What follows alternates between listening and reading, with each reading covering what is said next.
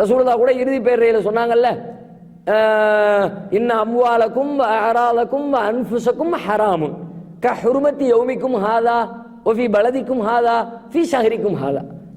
தோழர்களே, உங்களில் ஒவ்வொருவருடைய மானம், உங்கள் ஒவ்வொருவருடைய பொருள், உங்கள் ஒவ்வொருவரின் உயிர் மரியாதைக்குரியது, புனிதம் நிறைந்தது. எப்படிப்பட்ட மரியாதை?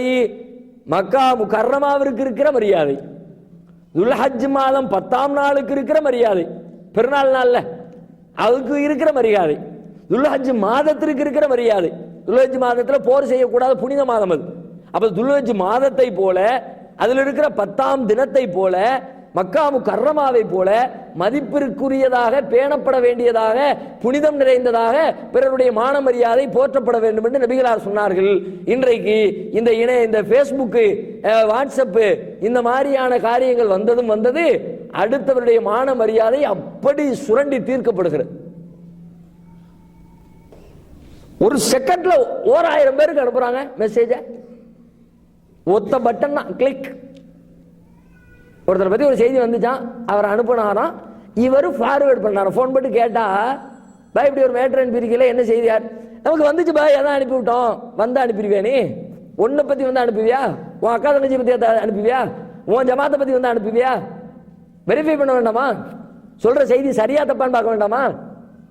ஒருத்தரை பத்தி வந்துட்டா, அதுவும் பிடிக்காதவனை பத்தி வந்துட்டா, அடுத்த அமைப்புக்காரனை பத்தி வந்துட்டா, நம்ம மக்கள் ரொம்ப எச்சரிக்கையா இருக்கணும். பல பேர் செய்யறாங்க, நம்ம மக்கள் அதில் விழுந்துடக்கூடாது.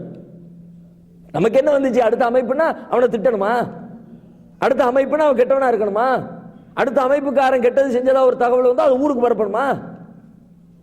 மனுஷன் தானே, அவனுக்கு அதே ரூல் தானே, மறுமையில் அவன் குறித்தும் கேட்கப்படுமே.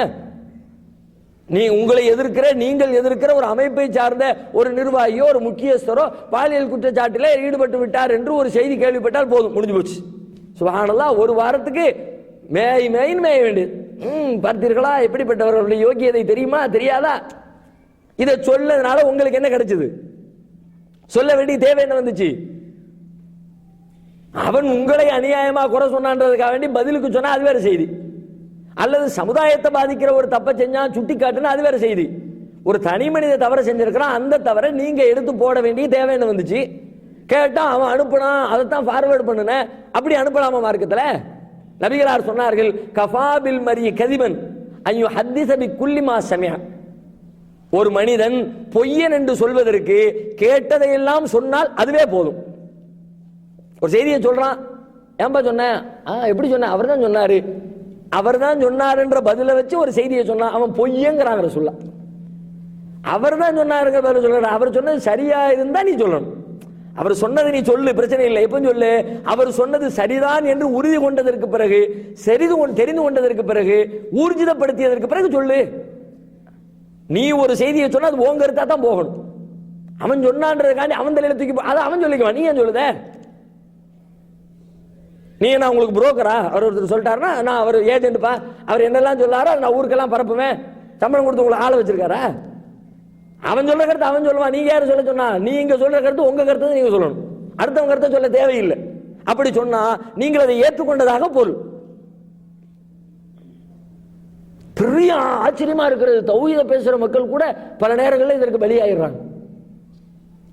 அவதூறு, அடுத்தவங்க பத்தி குறைகளை ஏன் பகிரங்கப்படுத்தணும்? குறையே இருக்கட்டுமே.